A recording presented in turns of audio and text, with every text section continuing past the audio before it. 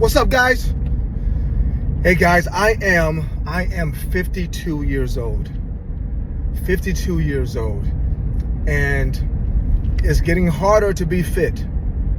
It's getting harder to chase these dreams that I have in my heart, in my spirit. But as I told my boy, Patrick Willis, I have no doubt in my mind, in my heart, that this is gonna be a phenomenal year. This is gonna be my P. Willis year. Now, if you don't know that, guys, if that doesn't resonate with you and you don't get it, then look my boy Patrick Willis up and you probably will. But nonetheless, so I'm working out this morning and I'm getting back to the fundamental workouts that I created. So for those who know, I created a system called Ultimate Muscle Confusion back in 2013. And I used that system over a 10-year period to run a boot camp called UMC Boot Camp, and transformed bodies, transformed athletes, transformed lives. And it's a combination of several of your body systems, cardio system, muscular system, that creates this metabolic phenomenon in the body that makes you burn more energy while building muscle. Anyhow, that's not important. What is important is that it's very, very hard. And I have been doing other workouts, like traditional old school workouts, just weights by itself, resting as long as I want, just cardio by itself. And recently I've gotten back to the grind, gotten back to these hard workouts, these hard timed workouts. And I'm sitting there today and I'm like going through the workout. It's like 5:30 a.m. And I'm like, man, I don't want to do this. And that emotion I was going through, that emotion I was sitting with, reminded me of an old adage I have, an old story. And then it prompted a new one. So I'm going to talk to you guys today about these two ideas that I have, these two thoughts, these two lessons that I talked about before and I've used in the past, and a new one. I'm going to use my skill, my gift of storytelling, one that has been refined and one that has been nurtured by the great Bo Eason. So shout out to Bo Eason, who teaches storytelling, who teaches how to use all that you have inside of you to spread a message to people. So I'm going to use that, right? The first message is, or the first lesson is, many of us date our vision and our dream, right? We date it, right? We love the fun part of our dream. We love the fun part of chasing a new fitness idea or fitness thought, or a new body we envision. Right? We love the idea of starting a new business idea, or starting on a journey to a new idea of going to school or learning a new thing. We love the idea of grinding, for a sport to get better. We love watching videos of people training for football or basketball or volleyball or softball, and we love envisioning ourselves doing the same thing. We love going out and hiring a trainer or a coach or whatever. We love that. We love dating. But as soon as things get hard, just like when you're dating somebody, as soon as things aren't as rosy as they once were in the dating stages, many of us back out. Many of us run and hide. Many of us break up with that dream or that vision. So I've always talked about, you got to marry it. You got to commit to it. You got to say, you know what, dream or vision, I'm in this thing through the ups and downs. I'm in this thing through the good and the bad. I'm in this thing through the beauty and the ugly. I'm in this thing with you to the end. I'm going to marry you. I'm going to marry you, right? So I married my dream of playing football. I married it when I was 8 years old. So when I was going through years of not getting bigger and not getting stronger, of wondering if I could make it, I had no choice. I married it. When I had a dream of being a CFO and going to get my MBA, it was hard. It was hard working. It was hard working out. It was hard starting a business and then going to school. But I married it. I said, I'm in this thing through all the sleepless nights. I'm in this thing through all the times where I'm not sure I can pass this test. I married it. The same way I married my real wife. The same way I married parenthood. The same way I married starting a business. The same way I married my speaker journey. I committed to it. I knew going into it, there would be days I wanted to quit.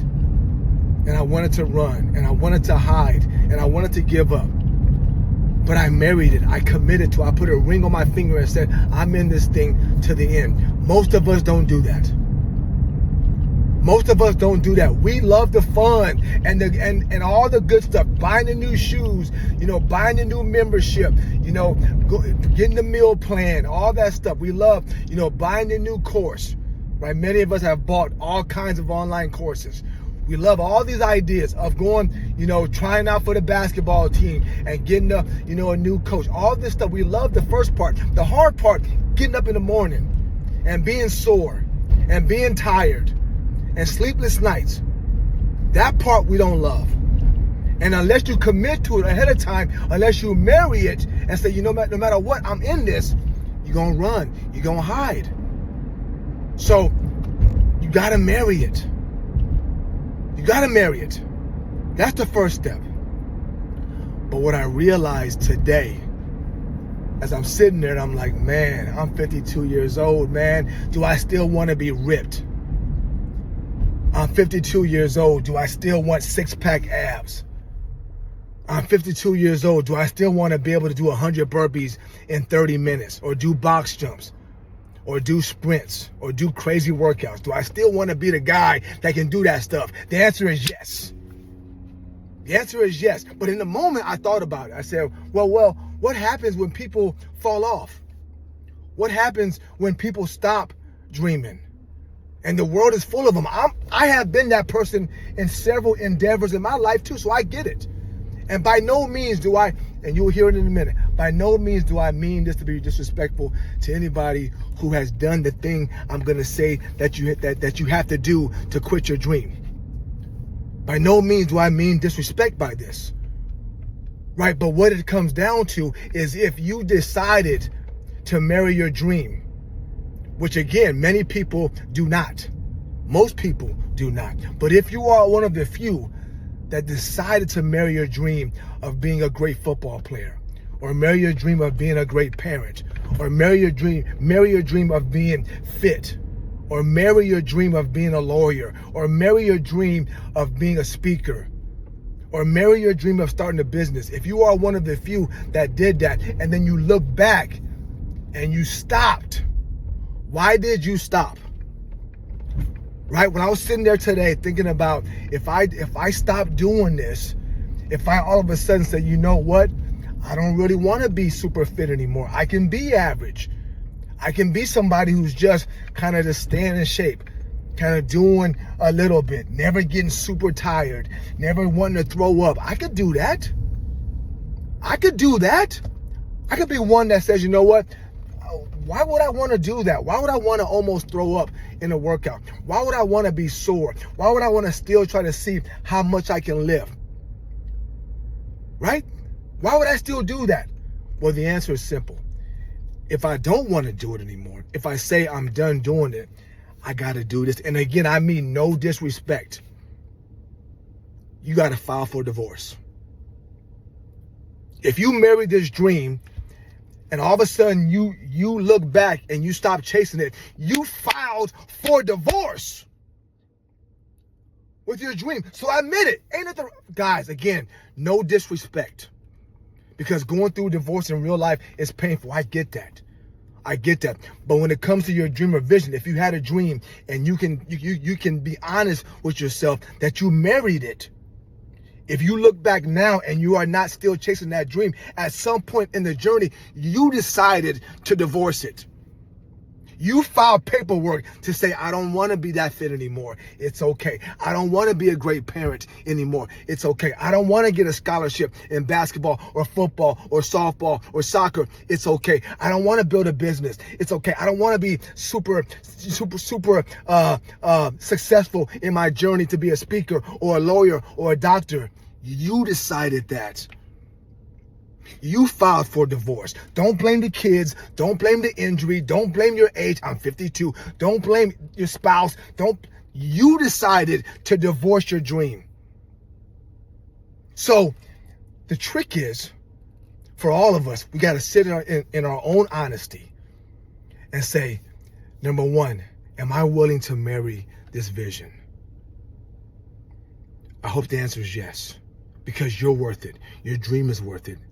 And number two, once you're in that thing, once you're in that vision and you're chasing it and you're one with that dream, if you decide to go off course, if you decide to leave, if you decide to separate, the only way to do that is to file for divorce. My boy, again, Bo Easton, my mentor, says it a different way. He says the only way you will fail, he told me this, Bobby, the only way you will fail, Bobby, is if you quit.